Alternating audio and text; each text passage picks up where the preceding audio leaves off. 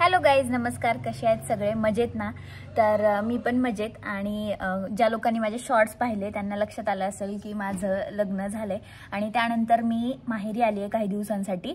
आणि म्हणजे सासरी असताना मी काहीच शूट केलं नाही. म्हणजे मला फोन घेऊन असं शूट करावंसंच वाटलं नाही. सगळं असं नवीन होतं आणि मी खूपच जास्त नर्वस फील करत होते, त्यामुळे मी तिकडे काही शूट केले नाही. आणि जेव्हा मी इकडे आले गावाकडे, आणि आम्ही लातूरवरून सावरगावला आलोय कारण की लातूर जिल्ह्यामध्ये वेळ अमावस्या असते. तर आज शेताकडे जायचे आम्हाला, त्यामुळे आम्ही सगळे तयार झालोय. तर चला आता सगळं जेवण वगैरे बनवून घेतले आणि शेताकडे जाऊन जेवण करायचं, देवाची पूजा करायची. तर आजचा दिवस कसा जातो माझा ते तुमच्यासोबत शेअर करते. आणि जेव्हा मी सासरी जाईन तिकडले पण मी व्हिडिओ तुमच्यासोबत नक्की शेअर करेन यानंतरचे. निघालोत आता. पप्पानी टोपलं घेतले डोक्यावर, सृष्टी मम्मी सगळं सामान घेऊन शेताकडे जायला. बाई खूप जास्त ऊन लागायले. आणि आज असं झालं की मी सनस्क्रीन पण लावलं नाही. घरापासून जवळजवळ 1 ते 1.5 किलोमीटर अंतरावरती आमचं शेत आहे आणि आम्ही तेवढं अंतर चालत पार केलं.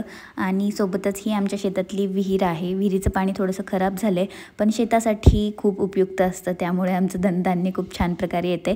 तर आज विहिरीची पण पूजा करायची असते. सोबतच पप्पांनी हे कडब्याच्या पेंड्या घेऊन आल्या, कारण की याची आज आपल्याला कोप बनवायची असते. जे लोक लातूर जिल्ह्यातले किंवा धाराशिव जिल्ह्यातले आहेत तर त्यांना कल्पना असेल की काय असतं वगैरे, कारण की या 2 डिस्ट्रिक्टमध्येच हा सण साजरा केला जातो. आणि मग कोप वगैरे पप्पा मम्मी तयार करत होते, मी पण थोडीशी हेल्प करत होते त्यांना. आणि हे आमचं शेतामध्ये सध्या हरभरा लावलेला आहे आणि छानपैकी कोप तयार केली, कोपेला बांधलं वगैरे. आणि नंतर मम्मीने पूजाची सगळी मांडणी केली. पूजा करायची असते लक्ष्मीची. पप्पा विहिरीचं पाणी घेऊन आले, कारण की लक्ष्मी मातीपासून बनवायची असते आणि ती पप्पानी बनवायची असते. तर पप्पा इथं लक्ष्मी बनवत आहेत मातीपासून. आणि लक्ष्मी वगैरे बनवली. सोबत 5 पांडवांची पण पूजा करायची असते आज.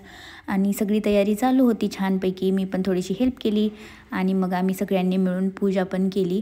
आणि पूजा केल्याच्या नंतरच सगळ्या शेतामध्ये नैवेद्य वगैरे दाखवायचा असतो. विहिरीला नैवेद्य, विहिरीची पूजा, सगळी अशी जी प्रोसेस असते ती चालू होती.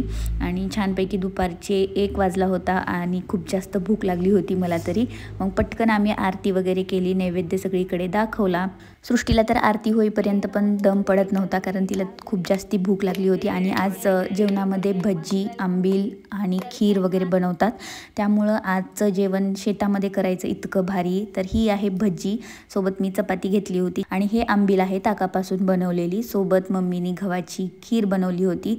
इतकं छान जेवण झालं होतं की मी काय सांगू तुम्हाला.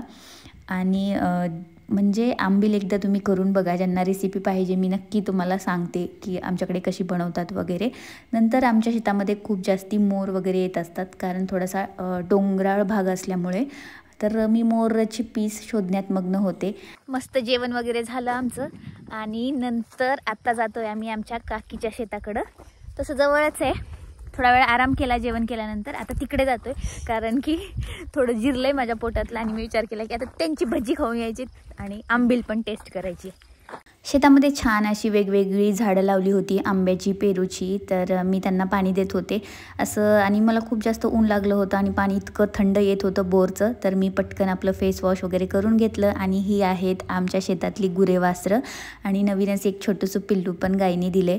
आणि सोबत ढाळे खायची इच्छा झाली, त्यामुळे काकी मला ढाळे कट करून देत होत्या. आणि शेवटी हे शेवयाचा भात बनवायचा असतो शेतामध्ये. तर मम्मी छोटीशी चूल करून शेवयाचा भात बनवत होती. आणि सृष्टीला एवढी जास्त तहान लागली होती की तिला ग्लास पण सापडत नव्हता, त्यामुळे तिने डायरेक्ट त्या डब्यानी प्यायला सुरुवात केली. तर आत्ता वाजलेत संध्याकाळचे 5 आणि आम्ही सगळी तयारी म्हणजे आवरून शेतामधलं सगळं सामान घेऊन निघालोय आता घराकडे. आणि चालत जाण्याची बिलकुलच इच्छा नाही आहे, पण आमच्याकडे बैलगाडी नसल्यामुळे आम्हाला चालतच जावं लागणार आहे.